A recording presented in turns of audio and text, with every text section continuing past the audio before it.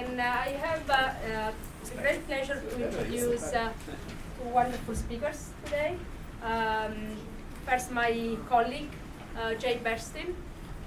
Jay is a University Distinguished Professor of Philosophy at the New School for Social Research, and he's also part of the Political Concepts Group, and is the author of several books and articles. I will quote two books, although you probably already know them. Against Voluptuous Bodies, Late Modernism and the Meaning of Painting, Stanford University Press in 2006, and Adorno, Disenchantment and Ethics, Cambridge University Press 2001. And the most exciting news is that he just finished a book that we all wait to read, which is entitled Torture and Dignity, an essay on moral injury, to be published by Chicago University Press. And tomorrow is going to talk about the rule of law.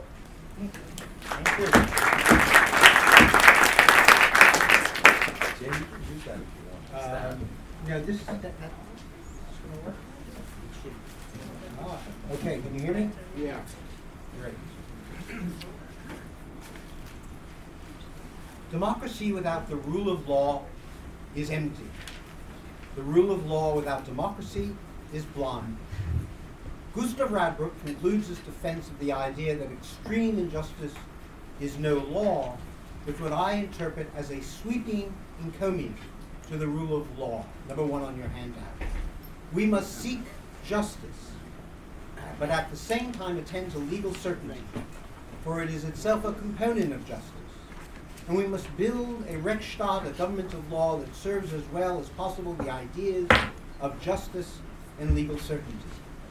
Democracy is indeed laudable, but a government of law is like our daily bread, like water to drink and air to breathe. And the best thing about democracy is precisely that it alone is capable of securing for us such a government. Legal certainty refers to the formal and procedural aspects of legality, aspects that can be considered the core of the idea of the rule of law. Justice in this setting refers to a superstatutory ideal, an idea of reason that can be used to orient, criticize, and correct positive law. The union of justice and legal certainty generates the idea of the Rechtsstaat, the government of law. For Radbruch, the Rechtsstaat idea is intended to embody a substantive conception of the rule of law. Democracy matters, Radbruch is suggesting, only if and because it can realize the rule of law. Our daily bread, like water to drink and air to breathe. I've already lost my second page.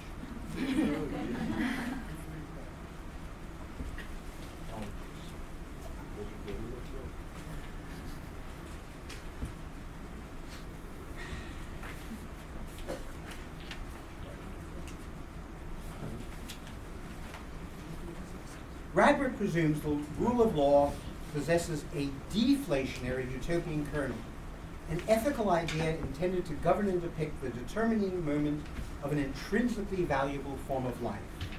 Why? Democracy and the rule of law are complementary aspects of the idea of non-domination. Unless I have a say in the laws determining my existence and further consent to the terms constituting everyday lawmaking, I am unfree. My life not truly mine because determined by others. But democracies can be the tyranny of majorities over minorities, which is just the collective version of the rule of one man over another. Hence, the ideal of democracy is not self-sufficient.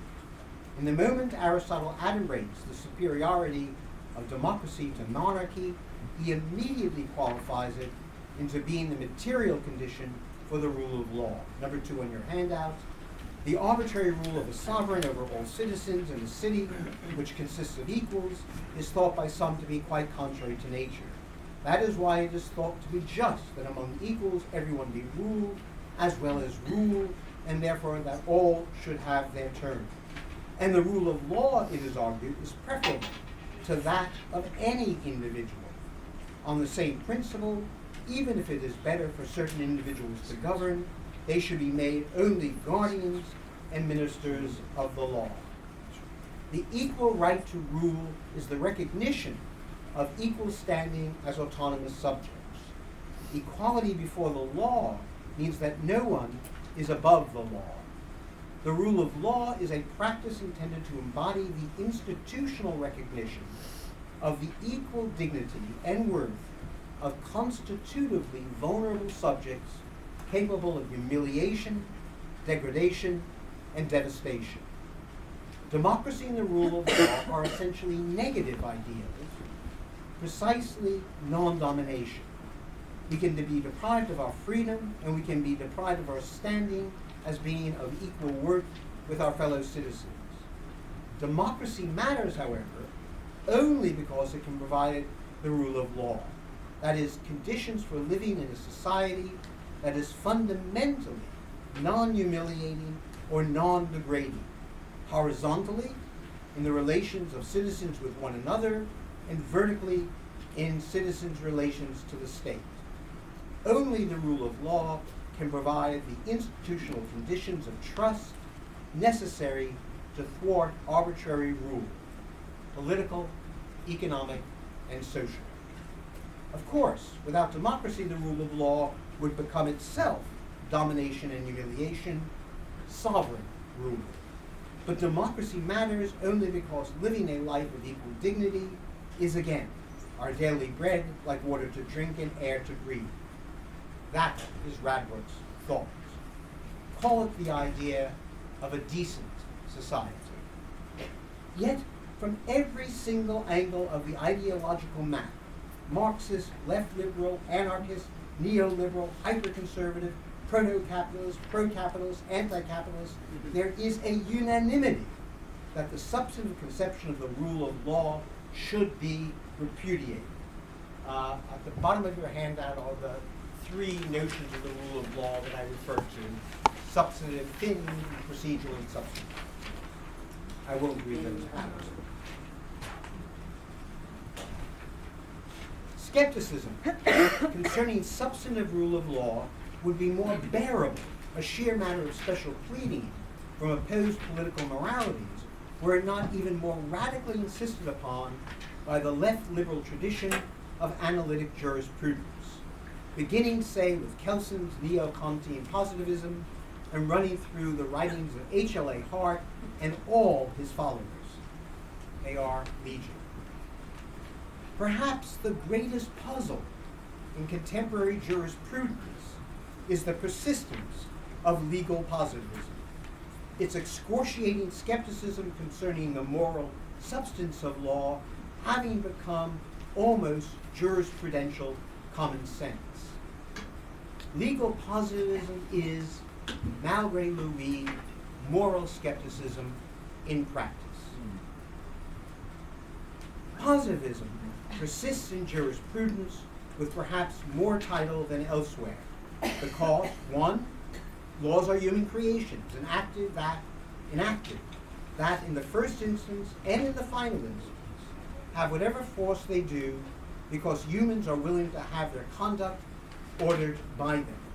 Second, laws are components of social practices that can be observed and analyzed like any other stretch of social reality. Third, however else they are understood, laws are also instruments with a diversity of functions that help solve a diversity of social problems, entailing that some part of the value of law really is instrumental. Fourth, strong readings of 1 through 3 take them to entail that law is morally value neutral, that legal validity is a social process that is wholly independent of moral principle. The social thesis is presumed to entail the separation thesis. Positivists attempt to leverage the presumptively formal morality of the rule of law, number 1 and 2 on your handout, into outright value neutrality by arguing that logically and conceptually the rule of law is compatible not only with flawed law, bad law, and laws with which we morally disapprove, but the rule of law is even compatible with outright evil practices dressed in legal form. item number 6 on your handout, as HLA Hart states it, there are laws which may have any degree of inequity or stupidity and still laws. Hart's and Raz's claims strike me as true but irrelevant, where their truth and irrelevance is the heart of the matter. No account of formal justice and formal equality on its own is sufficient to determine who belongs within the class of justice-deserving individuals and who does not. The scope of all in any formation of all individuals are to be treated equally must always be determined provincially, with each widening and inclusion of a heretofore excluded group the consequence of moral and political struggle. That a formally excluded class of persons comes to be included within the scope of justice-deserving regard is a matter of moral truth, not moral principle. Moral principles, norms, and values do not themselves determine who falls within their scope. Hence, the argument that a law, norm, principle, or value is compatible with the great iniquity is no more true of the rule of law than it is true of Kant's moral law. Kant's own blatant and insistent racism only comes to contradict the moral law once the substantive moral equality of the races is acknowledged, because we know there are no races. And the meaning of that acknowledgement taken as entailing a strong version of the equal treatment principle. Neither of those two claims automatically belong to Kant's moral law itself. Kant didn't think so. No one, however, supposes that because the actual scope of the moral law requires appraisals and empirical determinations for its application, that the moral law itself is value neutral, of only instrumental value. The same holds for the rule of law. It's the worst argument, and everyone uses it. But the insufficiency of Kantian universality to specify its actual scope and conditions of application is not a local problem, but constitutive of morals. General moral principles, rules, and commands are semantically indeterminate and therefore morally idle until they are empirically specified. The actual action-guiding force of moral norms, the determinacy of moral principles, requires socially specific rules and practices with explicit scope determinations. While in small-scale societies, those rules and norms appear as customary practices, in all relatively stable, complex societies, I want to argue, law is the actuality of morals. The law is not the application of independent moral views to a range of social practices, but rather the primary articulation, specification, and detailing and expression of what those views are. While it is tempting to think that laws against murder are just making positive antecedent moral commands, those commands do not distinguish between murder in the first or second degree and manslaughter, between crimes committed with malice aforethought and passional crimes, between voluntary and involuntary manslaughter. Nor do they specify not holding legally responsible for such crimes those who are mad or underage or otherwise not responsible for their actions. Nor are there pre-social, wholly pre-legal moral norms relating to property theft that distinguish among, just to name the obvious, taking by force, robbery, coercive threats, extortion, stealth, larceny, breach of trust, embezzlement, and by deception, force, or false pretenses. All these methods violate my right because they impair my control over my property. Property rights are social and legal all the way down. Nor, before Justice Cardozo's ruling in McPherson versus Buick, was it true that manufacturers of objects were liable for preventable harm caused by their use. That which we take for granted is only about 40 years old. Our moral views on child labor, indentured servitude, marital rape, torture, and are made actual only in the laws regulating those practices. Abolishing torture is the institution, acknowledgement, and expression of bodily dignity as a moral feature of individuals that determines their moral independence from the state, and that prohibition contours all modern police and prison procedures. While analogously, the cancellation of the marital exemption clause, remember that the marital exemption clause was still operative in the United States in the 1980s. You were still allowed to rape your wife in North Carolina. Maybe you still are. That the cancellation of that clause is part of what it morally means for a woman's body to be her own. The law is not an instrument for promulgating and enforcing antecedent moral views. In almost any domains, law is the primary installation, articulation, and determination of what our morals are. Moral actuality cannot be separated from law, which is why law cannot be separated from morals. Positivism is a mistake about the meaning of law because it is, in the first instance, a deeper mistake about the meaning of morals. As Martin Stone, the only person I know who's gotten this argument right, my colleague here, Cardozo, as Martin Stone has compellingly argued, in claiming that the existence of law is one thing and its moral merit another, the essence of the separation thesis, Austin was primarily purifying morals from contamination by the law, and hence intended to affirm the independence of law and morality in both directions.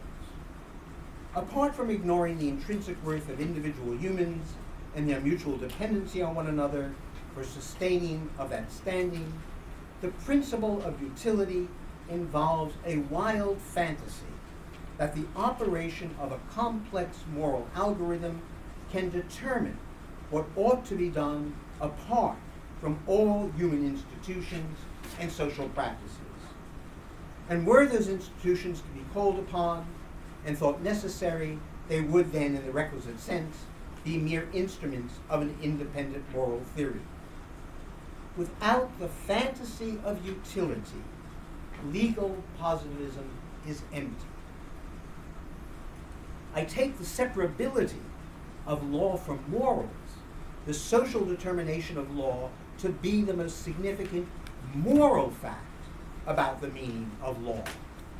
When a regime has become utterly corrupt, it makes little difference if one says with Radbrook that evil law is no law, or with Hart that some laws are too evil to be obeyed. Hart's assumption that saying the latter rather than the former establishes rather than merely permits the claim for the constitutive social factuality of law apart from morals only makes sense if one further presumes the possibility of there being complete moral determinacy outside the existence of law. And that, I think, is nonsense. Read from an opposing direction, one could just as easily say that some laws are too evil to be obeyed because they betray the inner morality of law, what lawfulness must be if it is to bear the full weight of moral significance it constitutively requires. This is what Radbrook means when he defines law as the complex of general precepts for the living together of human beings.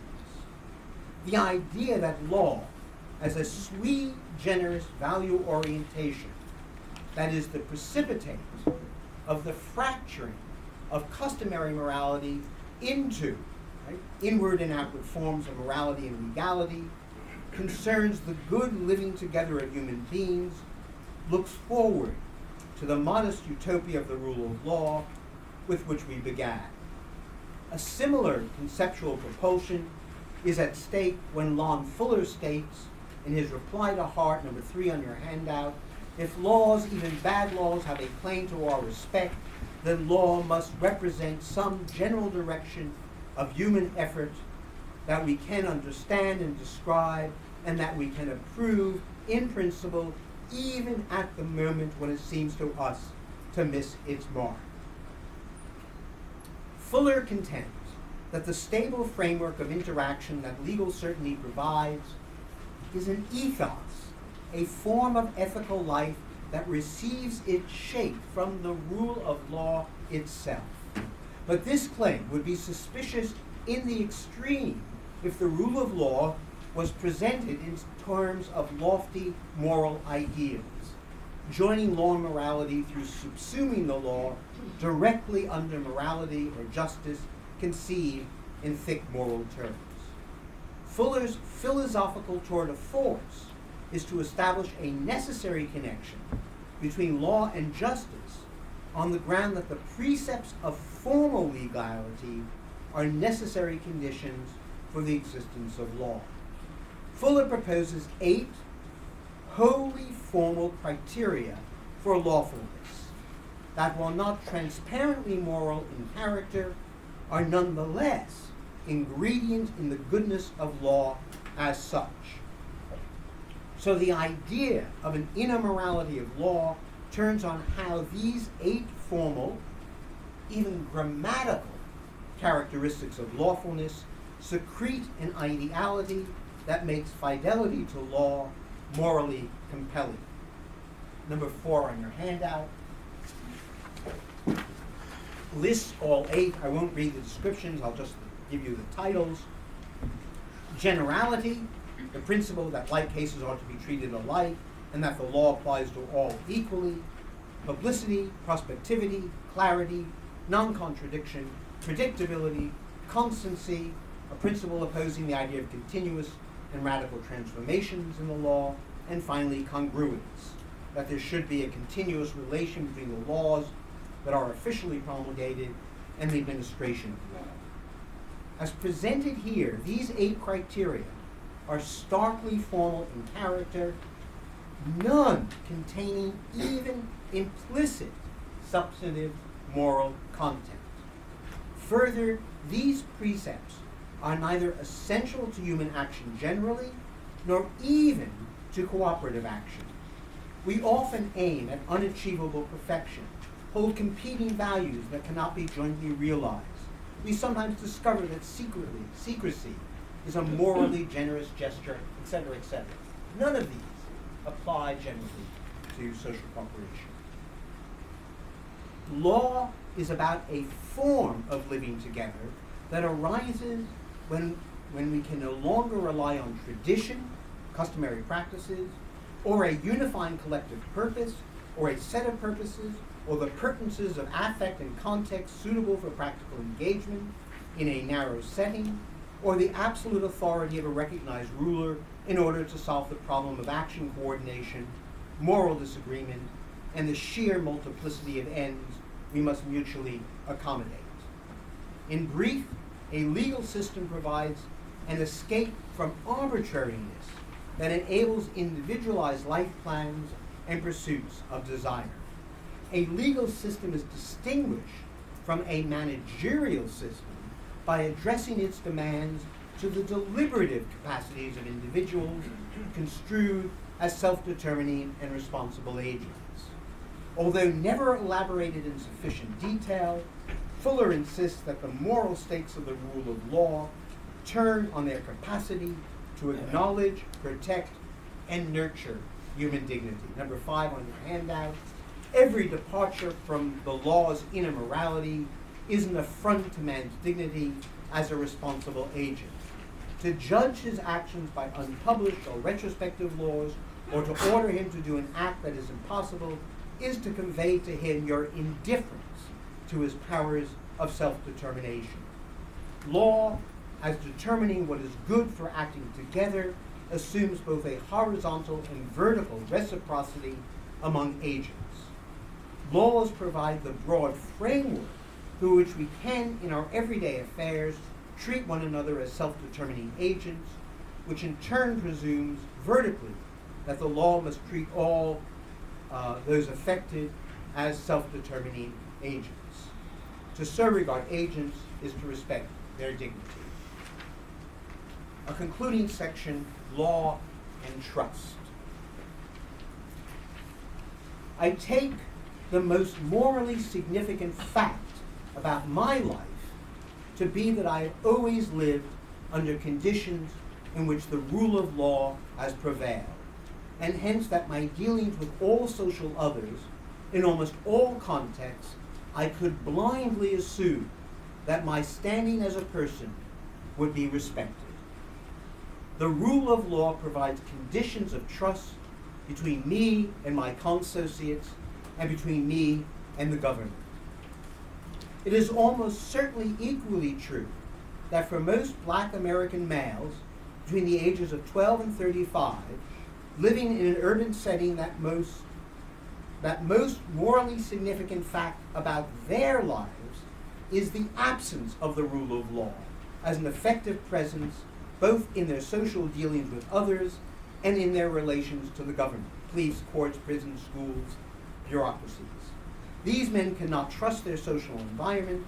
Their vulnerability to others' ill will issues in inconstant but insistent fear and insecurity.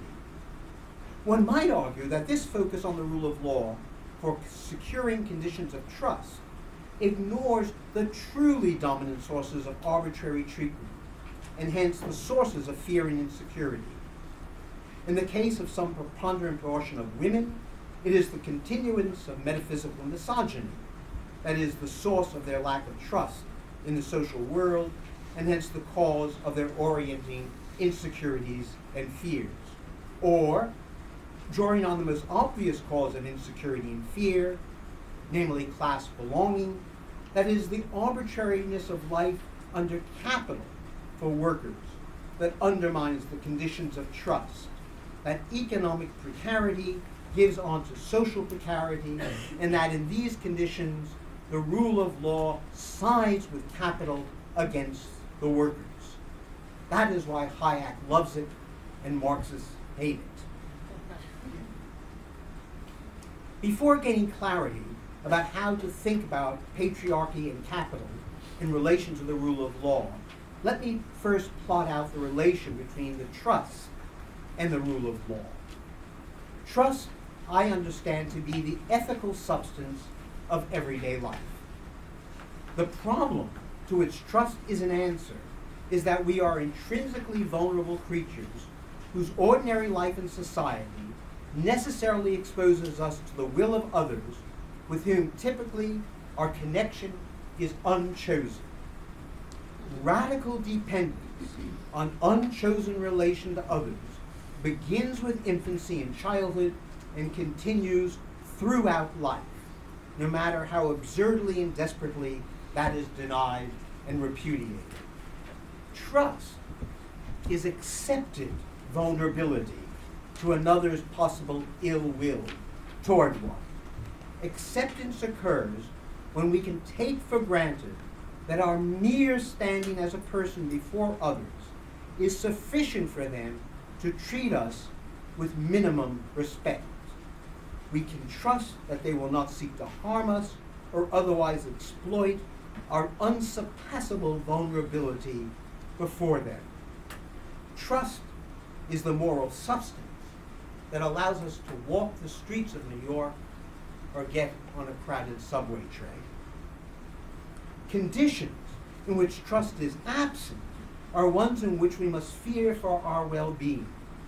Hobbes's point in designing the state of nature was to demonstrate that human nature, left to its own devices, would quickly degenerate into conditions in which no man could trust any other, and that each had reason to be in constant state of fear. Even if Hobbes is wrong about human nature, there are ample reasons to agree that the polarity marked by fear on the one side and trust on the other is the structure for the human social existence. Hobbesian solutions to the predicament of vulnerability simply centralize the fear. Fear of the sovereign replaces fear of all others, allowing structures of everydayness to unfold. I can trust others because I and they fear the sovereign. The tension in the Hobbesian solution is palpable. The accomplishment of living under law is compromised by the authority guaranteed.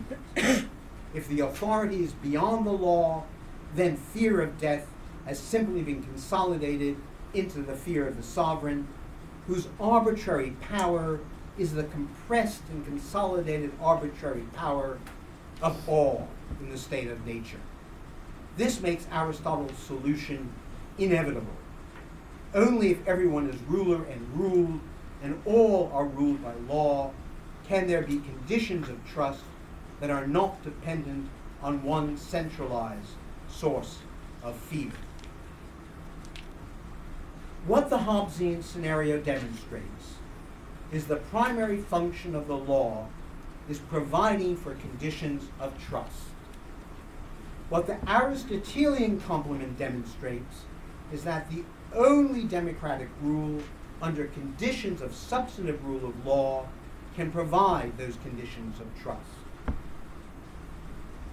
In an op-ed in the New York Times on December 22nd, Joseph Stiglitz, already mentioned, after effectively stating that trust is the ethical substance of everyday life, it is trust, he says, more than money that makes the world go round, goes on to argue that the framework of trust is undermined by the combination of massive inequality and the failure to have the primary economic institutions on which we depend legally regulated. Only the framework of law that prohibits arbitrary behavior from any of the institutions on which we mutually depend can generate conditions of trust. But this means that equality before the law requires substantive equality, since only in recognizing, provisioning the equal dignity of all allows them to trust that their vulnerability and dependency will not be exploited. But this is just the moral claim for the rule of law. Water to drink and bread to eat every day. Thank you. Questions from the back?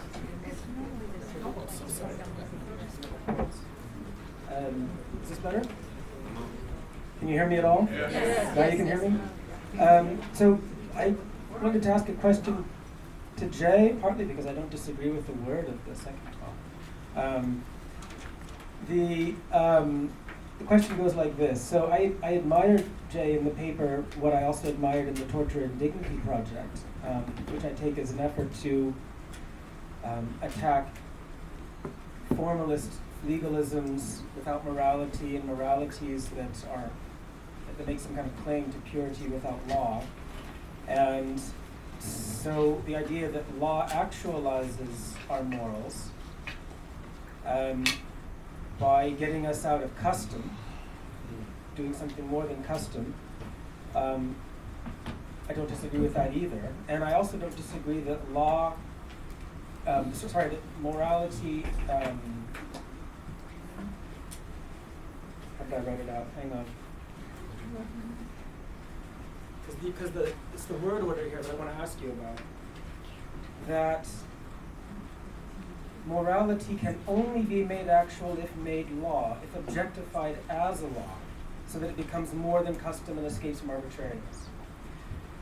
So no problems there. But then you formulated it like this, at least this is how I wrote it down, so I want to make sure I heard you correctly. You said morality is made actual only in the law, which is different from saying that morality can only be made actual if made law, if an escape from arbitrariness, from custom, from non-domination, all those things.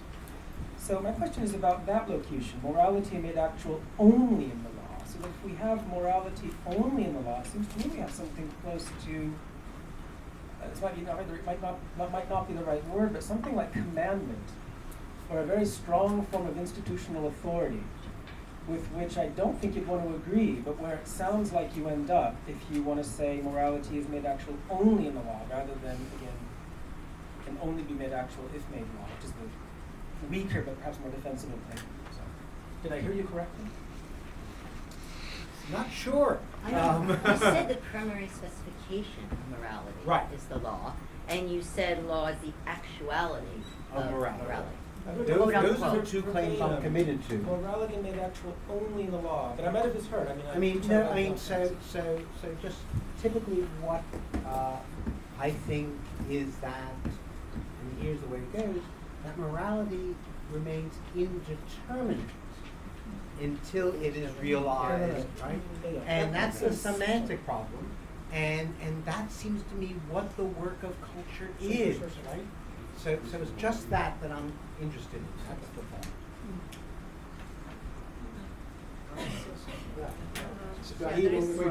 Why don't you just speak up? Okay, can I just speak up? Yes. Okay. So I completely agree with Jean, and great talk, but I also have a question for Jay. So you said morality, really it's a similar question, but maybe slightly different. So you said morality can't be distinguished from the law. The law can't be separated from morality. So I'm kind of interested and puzzled by this, because you will remember that there was a great debate, you mentioned Herbert Hart, there was a great debate between Hart and Devlin about the question, should the law enforce morality? It seems to me it follows from your position that we can't even ask that question. That's right. Which I find puzzling, because it seemed to me that not only was it a very interesting debate about an interesting question, but it seemed to me that Hart won it. And you don't seem to be able to say that.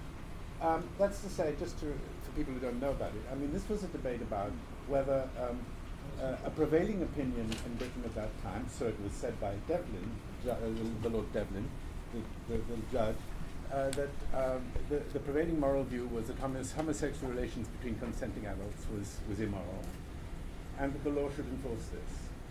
And Hart gave a number of, I think, very compelling arguments for the view that this was not plausible. Now, your account of why you take the view you do is that you see the law as protecting us against domination. It's this idea of arbitrariness and non-domination that's at the heart of your idea about the formal properties of law being essential to its moral character. But is that the only thing that law protects us from? I mean, perhaps you could just explain why the debate between Devlin and Hart wasn't a real debate about a real question. It wasn't a debate about a real question because Hart's view of the law is completely false, right? Hart's view of law is the separability thesis. And the separability thesis is, as far as Hart's concerned, as long as there are rules of recognition, that we know that something is law, then it's law. And he said that in order, and now here my fundamental claim is not about the law. I think that's been the false debate, right? The false debate has been, what is the law? And then you get these fantasy possible worlds without law and how law emerges. And that's an absolutely false debate. If you go back to Austin, right, then it's clear that what Austin was thinking about, this is not J.L. Austin, but John Austin, right? Different Austin. That this was the high moment of utilitarianism.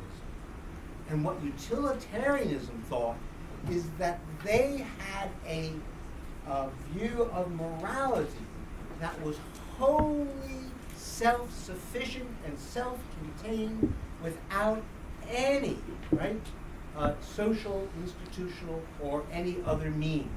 That they could know what was right or wrong via the utilitarian, right, algorithm, the greatest happiness for the greatest number, and then law was an instrument for the realizing of, right, utilitarian ends.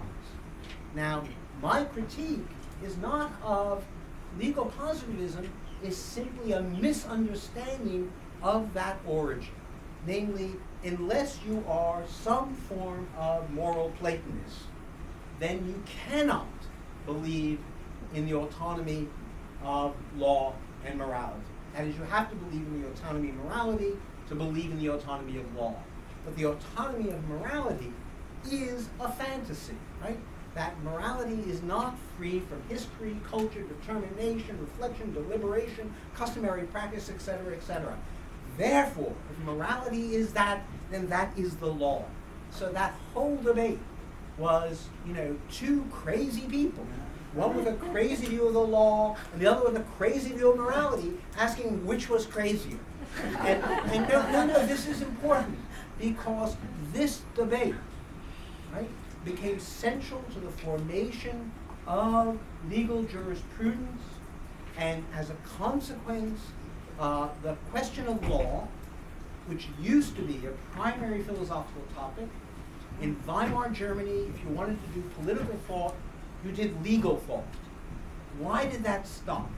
It stopped because of the absolute victory of legal positivism within the law, so that Hart inherited Kelsen, and law moved into the law schools and has evaporated from serious moral and political thought.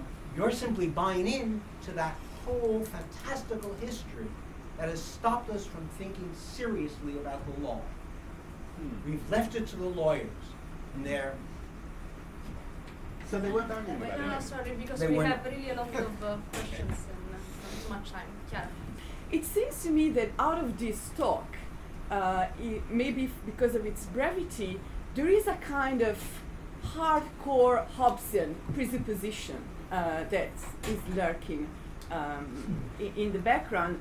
I mean, this idea that morality is made actual only in the law, I want to look at this from another point of view, which is the point of view of trust. The idea that it is that trust depends on the law.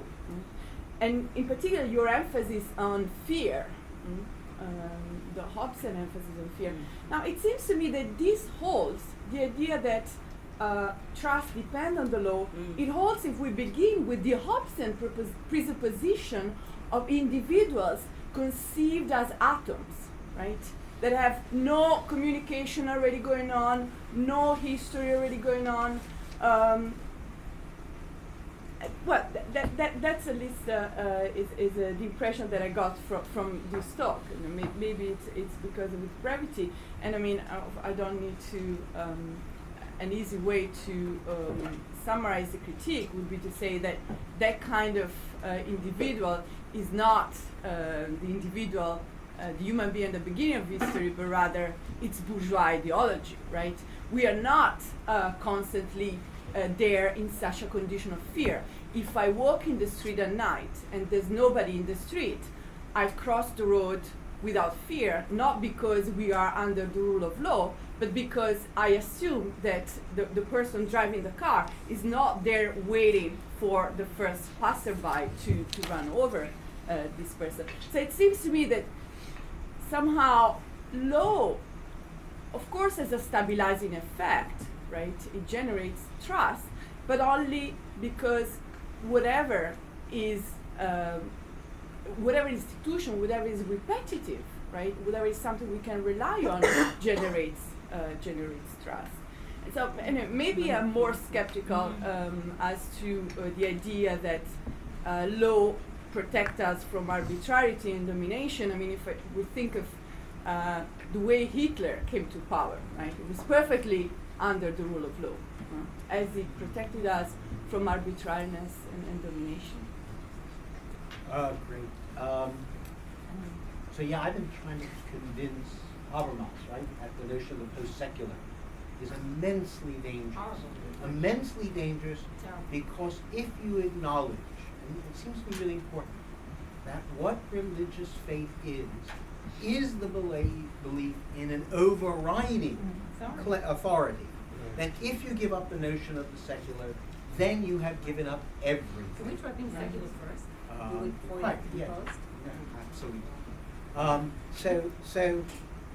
So let me be clear that I think the idea of the rule of law as a form of life is an 18th century invention. I take it that law before that was sovereign law, and that earlier forms of social organization were customary practices. That the usual story, I think, is right, that law comes out of the separation of customary practice into morals on the one hand and law on the other. For some reason, right, which I think is a theological hangover, we have come to think, in the same way we have come to have this respect for religion, that morals are this inner absolute authority, right, of which law is a mere outer reflection. So that's the first. The second thing, going to Chiara's other thought, is all I'm assuming is that we live in a complex social world in which, especially in metropolitan areas, it is obvious that our relations are with unchosen others all over the place. And that these are unchosen relations is why it's not atomism, but the fact of complexity and unchosenness that brings us into these different spheres where we're not making contracts, we're not making deals, we don't have a history, we don't have customariness, and therefore I absolutely disagree. When I cross the street, I trust the person will stop on the red because it's the law. That's why. And my confidence is that is a routine matter of our fellow citizens. In my general comportment, and this is why I think we both believe and don't believe in the rule of law, I think trust is the ethical substance of everyday life. That is the way we show mutual respect for one another. And that because it's invisible, because the effect of trust is not to notice it. That if you notice trust, then it's not there. That the effect of trust is such an amazing institution. But you don't legislate it. But you can't legislate it. Wow. Oh. You yes. cannot legislate it. You can legislate its conditions of possibility. And that's what a form of, that's why Radbrook said that the rule of law is a form of life, right? That it generates the conditions of possibility. Why would he say that? Why would he talk about daily bread and water? Only because the daily bread and water are just our ordinary interactions where law and morality can be forgotten completely. That's what the air is, the invisible. Ross. Right. Well, two comments and then two more questions. One comment, legal positivism. My impression was legal positivism was pretty much on the retreat these days. And that legal positivism is pretty much on the retreat these days. It's not The quite two most dominant main, hegemonic ideology. you're just false, right? The two most recent big books, right, are Scott Shapiro's and Andre Marmore's, both straight down the line, hard Walken legal kind of a positivism. legal positivist? What? Just Walken kind of a legal positivist? No, but Dworkin's the odd man out, and his view of law is absurd. Yes, I don't remember what was your position vis-à-vis Fuller, 8 principles of legality. Did you endorse them? Yes, they have a problem. Principle C, second sentence, first sentence at the end, that I think undoes everything you said. Law should govern future actions, and retrospective law should be avoided except in extreme instances. And then he says this also undoes the number C, particularity, and number B, and number A, B, D. So Fuller accepts that in extreme situations, this general rule of law can be put into the garbage temporarily. Do you agree with that?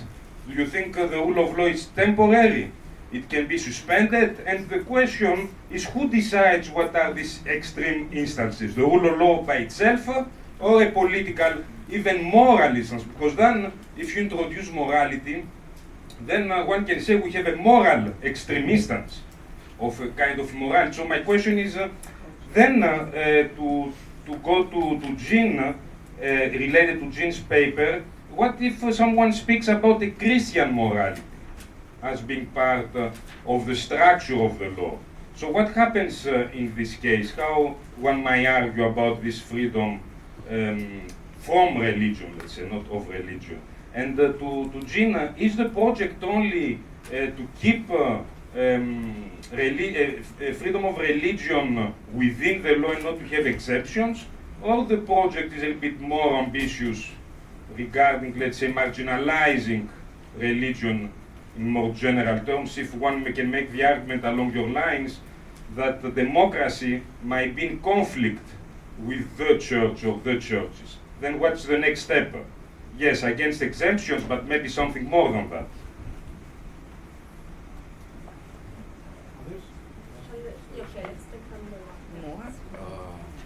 Okay, since you are endorsing Fuller, that makes my question valid, because I wasn't sure myself. You know, I was thinking, I'm taking Aristotle as an anchor because you came back to him at the end, and the kind of, you know, the coincidence of ruler and rule that I've been arguing. The word, obviously, that's involved here is arche, right? So the rule of law is a kind of nomarchy. I mean, you know, the word doesn't exist in formal, but it would actually be applicable. The rule of law also means the law rules, right? It's a kind of equivalent. And then a question arises immediately for me, and how is law to be ruled? Okay, and it's not going to be a procedure, you know, I don't care about procedural constitutional issues, but philosophically in Aristotelian terms. If in fact no one is above the law, yes, of course, who could go against that idea, except for kings. But we cannot say that the law, you know, that the law too cannot be above anyone. Otherwise, the law becomes one. So, you know, monarchy becomes monarchy. I'm not sure if this is a very strange translation of Aristotle. Barbara would remember this by heart, but I cannot remember exactly what the phrasing is. It sounds strange to me that if the rule of law is preferable to that of any individual. I mean, I get it, but I'm not sure that's the phrasing. Anyway, so, you know, how is law to be ruled? I wanted to add one thing, Jay. Often we agree, but sometimes we don't. I want to turn the whole thing around very quickly, if I can. And I know you're going to disagree totally. I want to say, when you say only law can generate conditions of trust, I want to say that the law is the condition of possibility and the site of, and only exists because of distrust. And that it is based on deception, and I'm not saying this as always a lefty, it's based on deception, that literally it legislates what to feel, it performs trust, it is never, ever, ever about trust. The issues are not about morality at all, they are about legislating emotions. Sincerity, remorse, repentance, these are the conditions that get me off the hook, that get me from being killed, that get me from being executed. Contrition, that the entire system is based on a subterfuge and a major deception, and that it has nothing to do with trust at all. So, I do believe that. I really believe it. I wasn't trying to be, you know, dramatic. I really, from colonial materials, from what I've done, that's the only thing I can see, that it's not based on trust at all. So the argument was never that the law is based on trust. That was not Only the law argument. can generate the conditions of trust. Yes, which is totally different. Totally different. I said trust is the ethical substance of everyday living. Law provides the framework in which that becomes possible. That's all. Very different. The Jean's question, let me start there and work backwards, since it's really the important one. I cannot, of course, identify the rule of law with law. Because law, that's the command positivistic theory, that whatever is law, and that captures the rule of law. This is, and I blame Audio Fear for this, this paper came out of a requirement that I, for the first time, say something positive rather than negative, which I've never done in any of my writings before. That's right, I've never done this before. So the rule of law, I said, projects a deflationary utopia. And that is to say, I was asking about what are the conditions of possibility for a form of life that we could affirm. And I was not asserting even for a moment that we are anywhere near there, right? Indeed, I agree completely that the notion of the rule of law, and I tried to say, is dominantly not operative in our society. I said it's not operative for blacks, for women, for the market, for workers. I made it clear that we do not live under the rule of law, and I tried to specify what those conditions would be, right? The purpose was to reclaim the dialectic between democracy and law, which is really the answer to the question of so first of all, I cheated with Aristotle because what he says is the rule of law is the rule of reason, finally. And of course I don't believe that because I don't believe in reason. So I was just, yeah, I know. So the answer to the question of how is the law ruled, of course, is by democracy. That for me is the right way to go. So let me say something though about the really hard question of retrospection. So I take it that most of the people in this room will not have heard of Gustav Radbruch, my hero here. But very few, right? Gustav Radbruch was actually a minister of justice in Weimar.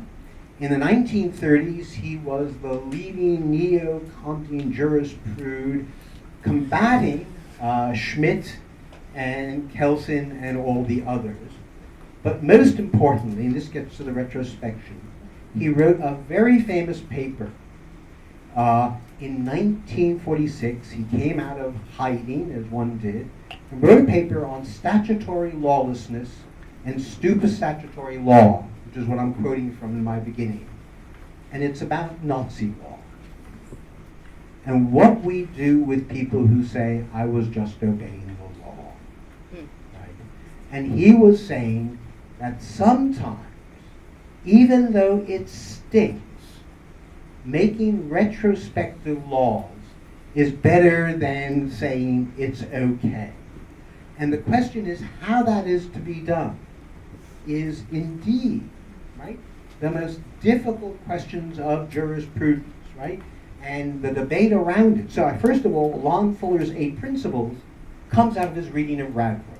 So I'm saying there's a whole secret history of the rule of law, right, that we seem to have. Why is it difficult? What? Why is it difficult? Because the question is, should it be? Because it's the exception. Because is it the judge or is it the legislature? To the prospectivity. Okay. Please.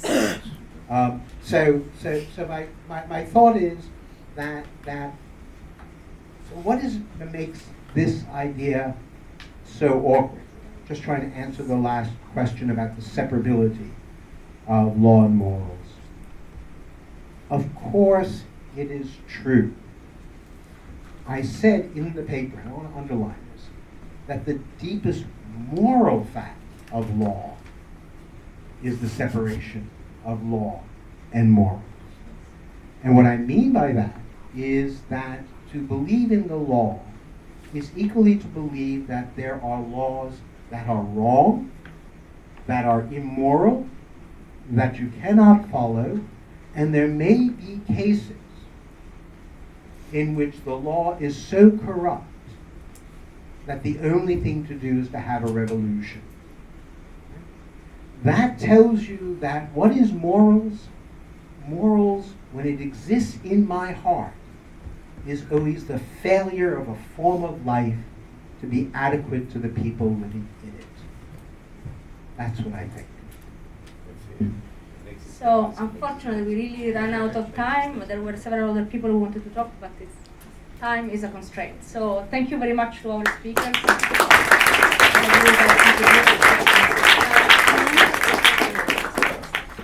Right? 4:20. Is the break? 4:20. Okay, there are 2-minute breaks, and I'd like to remind you that tomorrow the conference starts at 10. I literally don't get how. Take a look at it. Right. Law can generate conditions. The only law can generate conditions.